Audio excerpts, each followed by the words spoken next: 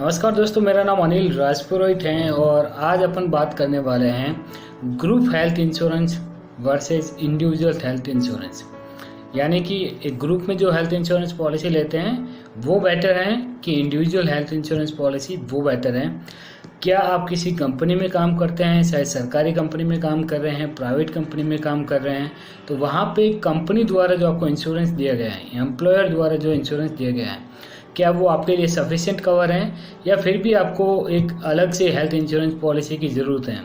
तो दोनों में से क्या करना चाहिए, तो अपन इस बात पर पूरी डिटेल्स में मैं आपको समझाऊंगा इस वीडियो में कि आपके लिए कौन सा प्लान बेटर रहेगा। पहले मैं आपको बता देता हूँ कि ग्रुप इंश्योरेंस क्या होता है। ग्रुप इंश्योरेंस क्या होता है कि एक कंपनी में बहुत सारे सपोज लोग काम कर रहे हैं, तो सारे लोगों का एक कंपनी के जो हेल्थ इंश्योरेंस कंपनी होती हैं उसमें बीमा करवा दिया जाता है उस कंपनी द्वारा जिसमें वो सारे लोग काम कर रहे हैं। ठीक है, तो वहाँ पे प्रीमियम है वो कंपैरेटिवली सस्ता पड़ता है, कम आता है, क्योंकि ग्रुप बड़ा होता है, इस वजह से वहाँ पे प्रीमियम सस्ता पड़ता है। इंडिविजुअल पॉलिसी क्या होता है कि आप सेपरेट जैसे नॉर्मल मेडिक्लेम पॉलिसी बाय करते हैं वैसे आप बाय करते हैं। तो बेनिफिट अगर ग्रुप हेल्थ इंश्योरेंस में क्या हुआ कि प्रीमियम सस्ता पड़ता है सिर्फ, लेकिन उसके प्रॉज एंड कॉन्स क्या है उस पर थोड़ा सा अपन डिटेल्स में बात करते हैं। कि सपोज आपने अगर ग्रुप हेल्थ इंश्योरेंस पॉलिसी लिया हो और आप जिस कंपनी में काम कर रहे हैं, तो मोस्ट ऑफ द कंपनीज में जो ग्रुप इंश्योरेंस कवर होता है वो 2 या 3 लाख रुपए के आसपास ही होता है। आप जिस कंपनी में काम कर रहे हैं तो थोड़ा चेक कर लीजिए कि आपका हेल्थ इंश्योरेंस कवर आपकी कंपनी में कितना है। मैं ज़्यादातर कंपनियों की बात करूँ वहाँ पे 2 से 3 लाख रुपए का कवर होता है। अब मैं आपको एक एग्जांपल से समझाता हूँ कि अगर 2-3 लाख रुपए का ग्रुप हेल्थ इंश्योरेंस कवर आपने ले रखा है और आपने दूसरी कोई पॉलिसी नहीं ली, आपको लग रहा है कि मेरी कंपनी से ली हुई पॉलिसी मेरे लिए तो इनफ है। अब समझते हैं कि दुर्भाग्यवश किसी एक एम्प्लॉय को कोई बड़ी बीमारी हो गई, क्रिटिकल इलनेस हो गई या किसी एक्सीडेंट हो गया, मेजर एक्सीडेंट हो गया। अब वो हॉस्पिटल में कई दिनों तक एडमिट है, चाहे वो एक्सीडेंट की वजह से है या कैंसर एक बहुत बड़ी बीमारी है जहाँ पे आप लंबे समय तक हॉस्पिटल में आप एडमिट रहते हैं, आप अपना ट्रीटमेंट करवाते हैं और इसको ट्रीटमेंट और ठीक होने में बहुत लंबा टेन्योर लगता है और बहुत ज़्यादा अमाउंट में पैसा लगता है। तो अब सवाल ये उठता है कि क्या वो 2 लाख 3 लाख रुपए का इंश्योरेंस कवर सफिशिएंट होगा वहाँ पे?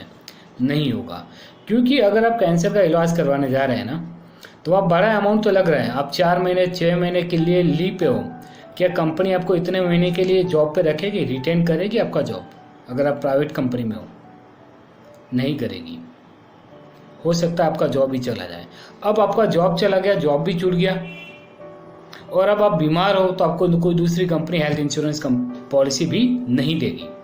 आपका एक्सीडेंट हो गया है, आप इतने टाइम तक काम पे नहीं गए, कंपनी ने आपको बोला कि आप इतने टाइम से नहीं आ रहे तो हम आपकी जगह पे कोई दूसरा एम्प्लॉय रख रहे हैं। अब आपका जॉब वहाँ से छूट गया है, जॉब छूट गया एक्सीडेंट की वजह से, अब आपकी फिजिकल हेल्थ ठीक नहीं है, तो अब दूसरी कंपनियां भी आपको हेल्थ इंश्योरेंस कवर नहीं देगी। तो एक तो आपको इंश्योरेंस कवर भी नहीं मिल रहा है, एक आपको ऑलरेडी बीमारी की वजह से बहुत ज़्यादा पैसे खर्च हो गए हैं और आपका जॉब भी छूट गया है। तो एक सफिशिएंट इंश्योरेंस कवर होना, एक इंडिविजुअल सफिशिएंट इंश्योरेंस कवर होना बहुत ज़रूरी है। तो मेरा ये कहना है कि भले ही आप ग्रुप इंश्योरेंस लो या इंडिविजुअल लो, एक बार ज़रूर चेक करो क्या वो आपकी ज़रूरत के मुताबिक सफिशिएंट कवर हैं अथवा नहीं। अब एक बात है कि आप जॉब जो कर रहे हो, सपोज आप प्राइवेट सेक्टर में काम कर रहे हो, तो आपकी जॉब की स्टेबिलिटी क्या है उस पर भी डिपेंड करता है कि आपको ग्रुप हेल्थ इंश्योरेंस लेना है या इंडिविजुअल इंश्योरेंस लेना है। अगर आप फ्रिक्वेंटली जॉब चेंज कर रहे हैं, हर 2-3 साल में जॉब चेंज कर रहे हो, तो आपके लिए इंडिविजुअल इंश्योरेंस ज़्यादा बेटर रहेगा, क्योंकि जहाँ पे भी आप जॉब छोड़ के जा रहे हो जरूरी नहीं है कि नेक्स्ट कंपनी में जहाँ आप जाओगे वहाँ पे आपको ग्रुप हेल्थ इंश्योरेंस कवर मिलेगा या नहीं मिलेगा। हो सकता है अगली वाली कंपनी आपको ये सुविधा प्रोवाइड ही नहीं कर रही हो, उस समय आप क्या करोगे? अनइंश्योर्ड रहोगे, कभी कुछ बीमारी हो गई या कुछ ऐसी घटना हो गई तो उस समय कौन पैसा भरेगा? तो आपकी जॉब की स्टेबिलिटी क्या है उसको ध्यान में रखते हुए भी आपको इंश्योरेंस कवर ले सकते हो। अब बहुत सी बार ऐसा होता है कि लोगों को लगता है कि सर ठीक है, मेरा इंश्योरेंस कवर जो है वो सफिशिएंट है, मैं जॉब कर रहा हूँ एंड मुझे दूसरे इंश्योरेंस कवर की ज़रूरत नहीं है। पर क्या जब आप 60 के होंगे, जब आप रिटायर होंगे, तब तो जॉब नहीं रहेगा और 60 के बाद ही ज़्यादातर बीमारी होती है, उस समय ही हेल्थ इंश्योरेंस की सबसे ज़्यादा इम्पोर्टेंस होती है। उस समय 60 की एज पे ज़्यादातर कंपनियां तो इंश्योरेंस भी नहीं देगी आपको। 60 की एज तक डायबिटीज़ होना, हाइपरटेंशन होना एक नॉर्मल सी चीज़ है। जिस किसी भी व्यक्ति के दोनों चीज़ें हैं तो 10 में से 8 कंपनी ये कोई भी मेडिक्लेम पॉलिसी प्रोवाइड ही नहीं करती हैं। और अगर फिर भी कोई कंपनी प्रोवाइड कर रही है तो प्रीमियम कितना ज़्यादा आएगा, मैं आपको एक एग्जांपल से बताता हूँ कि कितना प्रीमियम महंगा आएगा। सपोज कि एक 30 साल का व्यक्ति है, वो एक क्रिटिकल इलनेस पॉलिसी, मान लो सेपरेट एक सिर्फ कैंसर इंश्योरेंस पॉलिसी परचेज कर रहे हैं 20 लाख रुपए की। तो 20 लाख रुपए की कैंसर इंश्योरेंस पॉलिसी उसको 1200 रुपये में मिल जाएगी। लेकिन वही एज अगर उस कस्टमर की 30 की जगह 60 हो जाएगी, 60 हो जाएगी, तो वही 20 लाख रुपए का इंश्योरेंस कवर 1200 रुपये की जगह पे 12,710 रुपये में मिलेगा। मतलब जैसे ही एज बढ़ेगी प्रीमियम बहुत महंगा मिलेगा।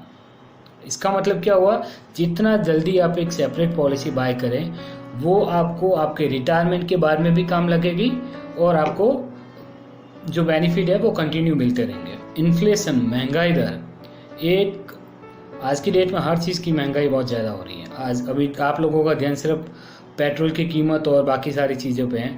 बहुत कम लोगों को जानकारी है मेडिकल इन्फ्लेशन के बारे में। जो हेल्थ इंश्योरेंस सेगमेंट है या हेल्थ सेगमेंट है उसकी महंगाई दर 15% के आसपास होती है। अगर रूल ऑफ 72 से जाए तो मान लो किसी बीमारी के ट्रीटमेंट में आज 5 लाख रुपए खर्च हो रहे हैं तो 5 साल के बाद वो 10 लाख रुपए खर्च होंगे। 5 साल में डबल हो जाएगा वो, इतना महंगाई दर बढ़ती है मेडिकल के सेक्टर में। दवाइयाँ इतनी महंगी हो जाती हैं।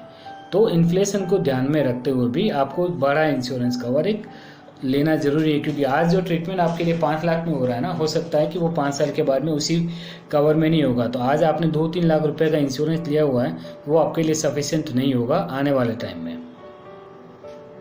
प्री हॉस्पिटलाइजेशन, पोस्ट हॉस्पिटलाइजेशन के कवर नहीं होते हैं।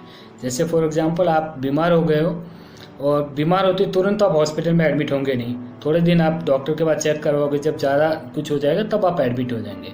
और एडमिट होने के बाद जब आप ठीक होंगे तो डिस्चार्ज हो जाओगे। डिस्चार्ज होते आपकी दवाइयाँ बंद नहीं होती हैं, उसके बावजूद भी आपकी दवाई वगैरह चलती रहती हैं। तो हॉस्पिटल में एडमिट होने से पहले और हॉस्पिटल में एडमिट होने के बाद के जो खर्चे हैं वो ग्रुप हेल्थ इंश्योरेंस में कवर नहीं होते हैं, लेकिन इंडिविजुअल हेल्थ इंश्योरेंस पॉलिसी में ये दोनों कवर होते हैं। रीस्टोर बेनिफिट, रीस्टोर बेनिफिट का मतलब होता है कि सपोज आपका इंश्योरेंस कवर 5 लाख रुपए हैं और आपके फैमिली में से आप या कोई भी एक बीमार पड़ गया, पूरा 5 लाख का क्लेम आया तो कंपनी प्रोवाइड कर देगी।